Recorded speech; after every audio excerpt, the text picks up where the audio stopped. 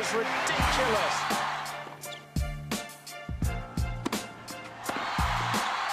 Raonic is forced to retire when he's trailing 5-2 in the first set. Eugenie Bouchard has retired. 2014 was a terrific year for Canadian tennis. Breakout seasons for stars like Milos Raonic and Eugenie Bouchard. 2015, on the other hand, is pretty much the opposite. And for more, here's Rob Randall. 2015 promised to be a breakout year for Canada tennis. Both Milos Raonic and Eugenie Bouchard entered the season ranked top 10 in the world. Bouchard was the WTA's it girl. In May, Sports Pro Media called her the most marketable athlete in the world.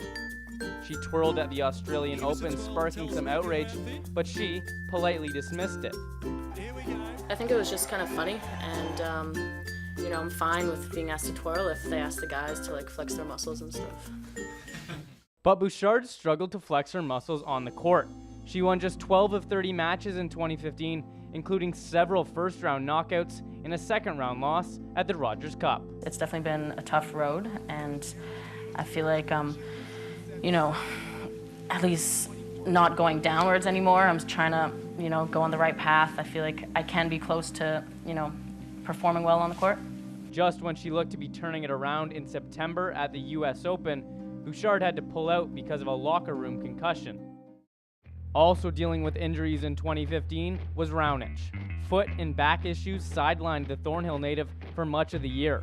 His world ranking dropped from 4th in May to 14th today. I think the main thing is just getting healthy. It's just that sort of ease of, you know, things are going to work out when that you have after you play a few matches. One bright spot this year was the play of Vasek Pospisil. He and American doubles partner Jack Sock are ranked 9th in the ATP. At Wimbledon, despite a full double schedule, he made an impressive run on the singles side, advancing to the quarterfinals. You know, a great week, and I feel like, you know, just the beginning. All three hope to be contenders at Grand Slams in 2016, but after both firing their coaches at the end of the season, perhaps nobody's more excited for the new year than Bouchard and Raonic. From Toronto, Rob Randall. David Hearn, Adam Hadwin, Graham Dillette. Just a few of the Canadians who challenged the PGA Tour's best last season. In total, 6 Canadians graced the fairways of the Tour's top courses in 2014-2015. And let's not forget Brooke Henderson. The 18-year-old from Smiths Falls, Ontario, was granted full membership by the LPGA. Looking at the players putting Canada golf on the map, here's Rob Conway. The 2015 golf season had tons of promise for Canada. A total of 6 players were fully exempt on the PGA Tour, but the 2 players with the highest expectations were Graham Dillette and David Hearn. Just 2 years from representing the international team at the President's Cup, Dillette's season was plagued with injury. He had career lows since 2012 in starts, earnings, top 10s, and cuts made, and he now sits 147th in the world rankings. David Hearn had a career year earning almost $2 million on tour. His biggest moment came at the RBC Canadian Open. Hearn had a 2-shot lead going into the final round over Bubba Watson and Jason Day.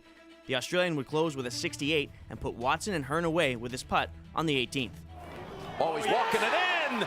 Jason Day with a birdie at the 72nd.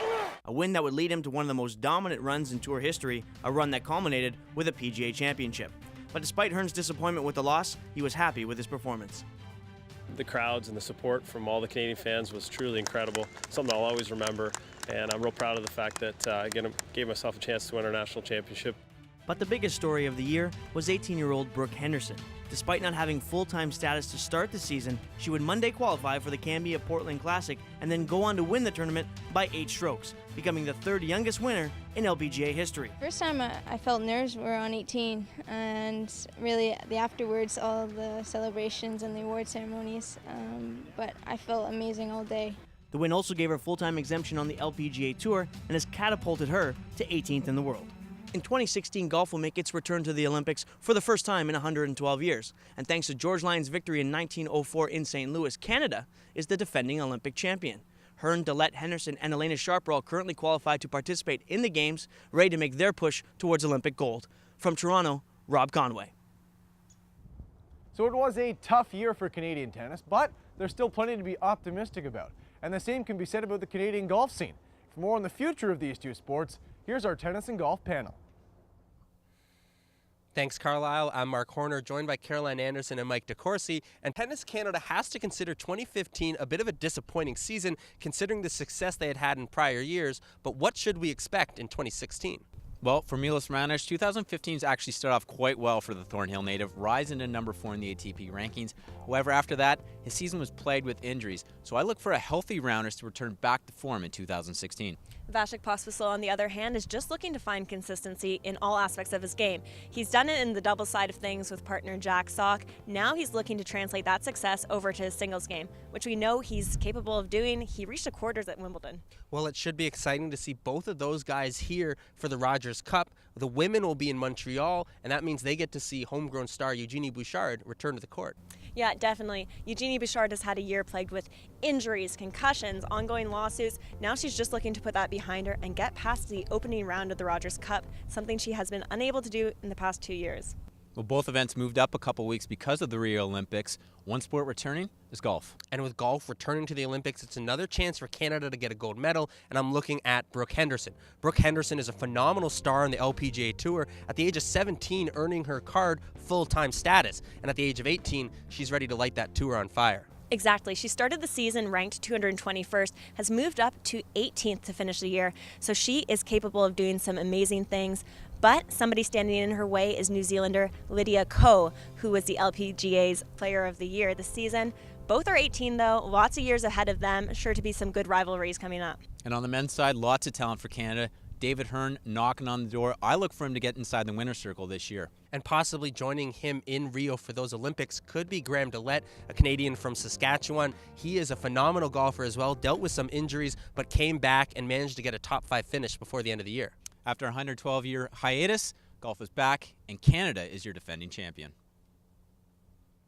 Well, it certainly has been an incredible year of sports here in the city, hasn't it, Lance? Yeah, Carlisle, it has been outstanding. And how about, if you had to come back to one moment, an absolute favorite, what do you come back to? It's easy. It's Joey Bat's Game 5 home run of the ALDS. Really took me back to when Joe Carter hit one in '93. And how about less than an hour later, Sebastian Giovinco scores an absolute stunner, sends Toronto FC to the playoffs for the very first time. Yeah, I still can't believe that those two events happened in the same night. Unbelievable. Well, for us and the College of Sports Media, thank you so much for watching. Happy holidays, and we'll see you in 2016.